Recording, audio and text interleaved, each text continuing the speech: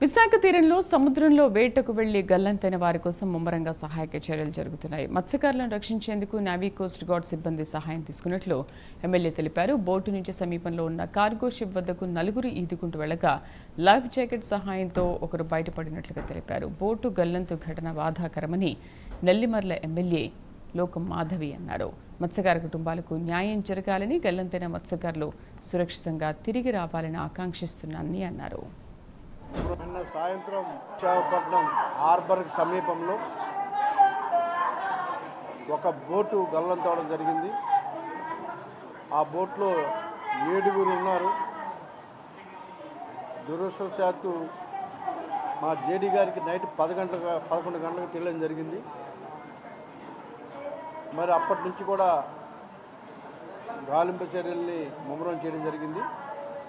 అయితే పాపము ఆ బోటు ఇష్యూ జరిగినప్పుడు 3 అక్కడే ఉండగా 4 ఈదుకొని దగ్గరలో ఉన్నటువంటి చైనా బోట్ ఒకటి ఉంటే కార్గో పోర్ట్ ఉంటే అక్కడికి రావడం జరిగింది. 4 ఆ 4లో ఒకరు ఆ లంగర్ ఏదైతే లంగరేసి ఉన్నారో ఆ లంగర్ని పట్టుకొని ఒకరు ఉండగలిగారు. మిగిలిన వాళ్ళకి సరైనటువంటి ఆధారం దొరక్క, సరైనటువంటి అవకాశం లేక పాపము వాళ్ళు ఏమయ్యారో కూడా తెలియని పరిస్థితి ఉంది.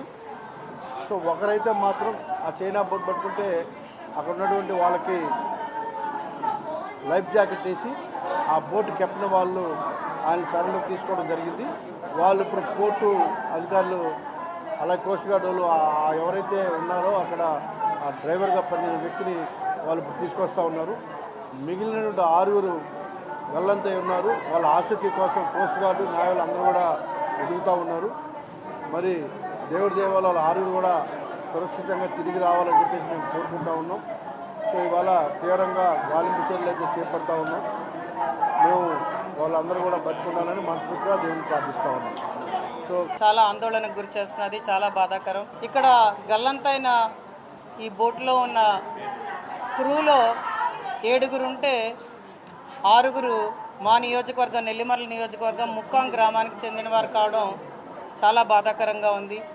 వాళ్ళ కుటుంబాల తాలూకు బాధ చూస్తుంటే వర్ణనాతీతం. అందరూ కూడా కొంచెం యూత్లో ఉన్నవాళ్ళు వాళ్ళందరూ కూడాను. మేమైతే కొంత వాళ్ళు ఈదుకొని ఎటువైపోయినా సురక్షిత ప్రాంతానికి వెళ్ళి ఉంటారేమో అని అనుకుంటున్నాం. రెస్క్యూ ఆపరేషన్ అయితే ఖచ్చితంగా చాలా ముమ్మరంగా సాగుతున్నది. అటు డిప్యూటీ సీఎం గారు ఆల్రెడీ దీని మీద విచారణ చేయడం కూడా జరిగింది. సీఎం గారు కూడా విచారణ చేశారు. అలాగే హోమ్ మినిస్టర్ గారు, మరి మన అచ్చెన్నాయుడు గారు మినిస్టర్ గారు కూడా నాకు కాల్ చేయడం జరిగింది. అందరూ కూడా ఈరోజు ఈ కుటుంబాలకు న్యాయం జరగాలని, వాళ్ళందరూ సురక్షితంగా తిరిగి రావాలని ఈరోజు భగవంతుడికి ప్రార్థన చేస్తున్నాం. ఖచ్చితంగా మంచి జరుగుతుందని కోరుకుంటున్నాం. బోటు డ్రైవర్ అతను మాట్లాడిన దాని ప్రకారమే ఇప్పుడు మన ఎమ్మెల్యే గారు కూడా చెప్పడం జరిగింది.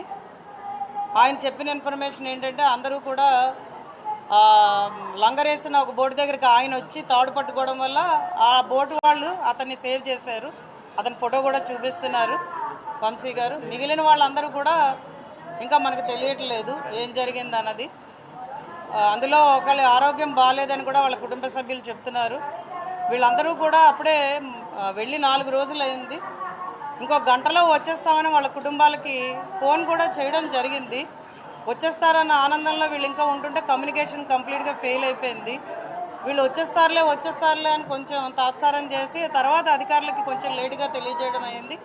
అప్పటి నుంచి కూడా ఈ గాలింపు చర్యలు అనేవి చాలా ముమ్మరం చేసి వెతకడం కూడా జరుగుతుంది.